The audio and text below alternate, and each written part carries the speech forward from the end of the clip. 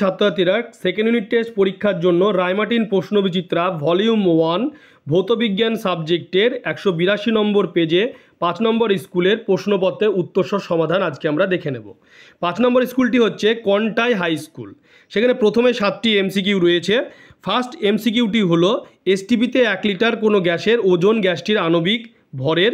এই প্রশ্নটির উত্তর হবে 0.089/2 গুণ।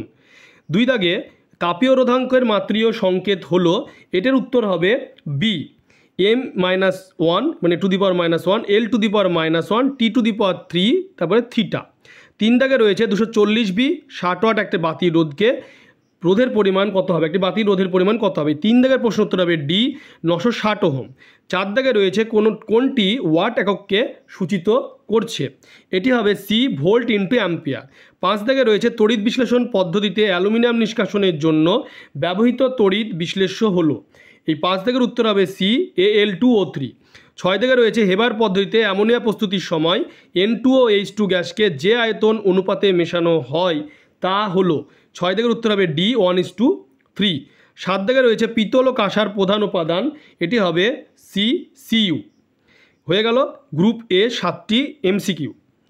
এরপরে গ্রুপ যে বি, সেই গ্রুপ বি এ 9 নম্বর রয়েছে 1 মার্ক করে, সেগুলি দেখে নাও। NH3 এর বাষ্প ঘনত্ব কত? NH3 এর বাষ্প ঘনত্ব হচ্ছে 8.5। এরপরে হচ্ছে 2.1 এর অথবা 1 মোল জলে অণুর সংখ্যা কত? এর উত্তর হবে 6.022 ইন্টু 10⁻23। তারপরে হচ্ছে 2.2 দাগে উচ্চ তাপ পরিবাহিতা বিশিষ্ট একটি অধাতুর নাম লেখো, এটি হলো গ্রাফাইট। তারপরে রয়েছে 2.3 দাগে একই আকৃতি বিশিষ্ট দুটি পরিবাহীর তাপ পরিবাহিতাঙ্কের অনুপাত 1:2 হলে ওদের তাপীয় রোধের অনুপাত কত হবে? এটি হবে 2:1। এরপরে রয়েছে 2.3 অথবাতে তাপ সঞ্চালন কোন পদ্ধতিতে অভিকর্ষ বলের প্রভাব আছে? এটি হবে পরিচলন পদ্ধতিতে। তারপরে রয়েছে 2.4 উলফ্রেমাইট কি? উলফ্রেমাইট হচ্ছে টাংস্টেন লোহা ম্যাঙ্গানিজ এর সংকর ধাতু। এরপরে রয়েছে 2.5 দাগে অর্ধপরিবের উষ্ণতা সঙ্গে রোধাঙ্কের কীরূপ পরিবর্তন হয়? এটি হবে উষ্ণতা বৃদ্ধির সঙ্গে রোধাঙ্ক কমে যায়। এরপরে 2.5 এর অথবাতে রয়েছে উষ্ণতার পার্থক্যকে কাজে লাগিয়ে তড়িৎ শক্তি উৎপন্ন হয় এমন একটি তড়িৎচালক বলে উৎসের নাম লেখে, এটি হবে থার্মো ইলেকট্রিক জেনারেটর।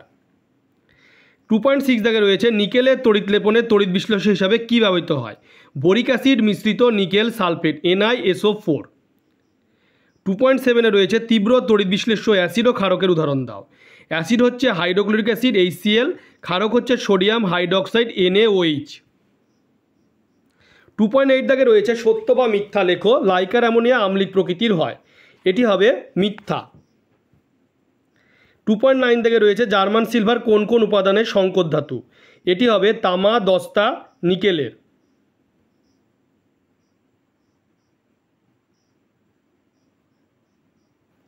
এরপরে গ্রুপ সি এ 2 মার্কের প্রশ্নোত্তরগুলি দেখে নাও। তড়িৎচালক বল ও বিভব প্রভেদের মধ্যে একটি সাদৃশ্য বৈসাদৃশ্য উল্লেখ করো।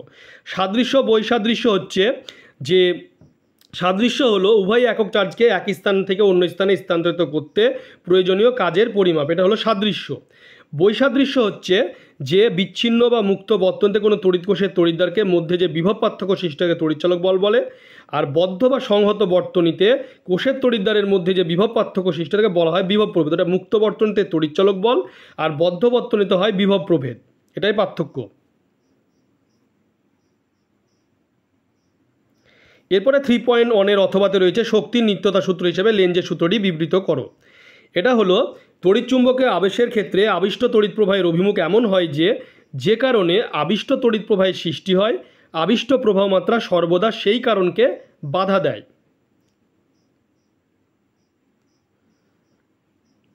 এরপরে 3.2 এ রয়েছে থার্মিট মিশ্রণ কি? থার্মিট পদ্ধতিতে বিজারক হিসেবে কী ব্যবহার করা হয়? থার্মিট মিশ্রণ হচ্ছে 3 ভাগ Fe2O3 ও 1 ভাগ অ্যালুমিনিয়াম চূর্ণের মিশ্রণ, আর এখানে থার্মিট পদ্ধতিতে বিজারক হিসাবে অ্যালুমিনিয়াম ব্যবহার করা হয়। এরপরে 3.3-2 এর অথবাতে রয়েছে সব আকরিকই খনিজ কিন্তু সব খনিজ আকরিক নয়, ব্যাখ্যা করো। ব্যাখ্যাটি তোমরা দেখতেই পাচ্ছ যে রেড হেমাটাইট এবং ম্যাগনেটাইট আর আয়রন পাইরাইটস হলে প্রচুর পরিমাণে পাওয়া যায় খনিজ রূপে, কিন্তু আয়রন পাইরাইটস থেকে অল্প খরচ এবং সহজ পথে আয়রন নিষ্কাশন করা সম্ভব হয় না, সেজন্য এটা আয়রনের খনিজ কিন্তু আকরিক নয়। আবার রেড হেমাটাইট বা ম্যাগনেটাইট থেকে আয়রন নিষ্কাশন করা যায়, সেজন্য এরা আয়রনের আকরিক। তাহলে দেখা যাচ্ছে যে কোনো ধাতুর আকরিক সর্বদা এটা খনিজ, কিন্তু যে কোনো ধাতুর যে কোনো খনিজই এটির আকরিক নাও হতে পারে।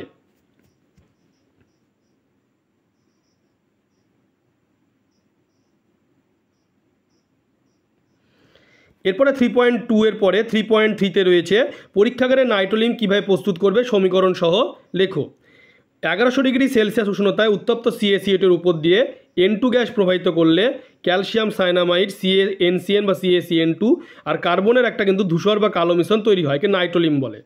CaC2 প্লাস হচ্ছে N2, সেখানে CaNCN প্লাস C, দেখতেই পাচ্ছ।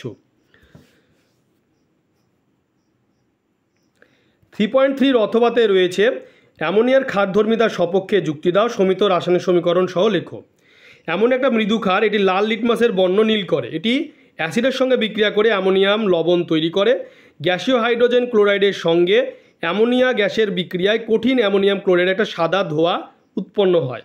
NH3 গ্যাস ও HCl গ্যাস এবং সেখানে NH4Cl হচ্ছে কঠিন।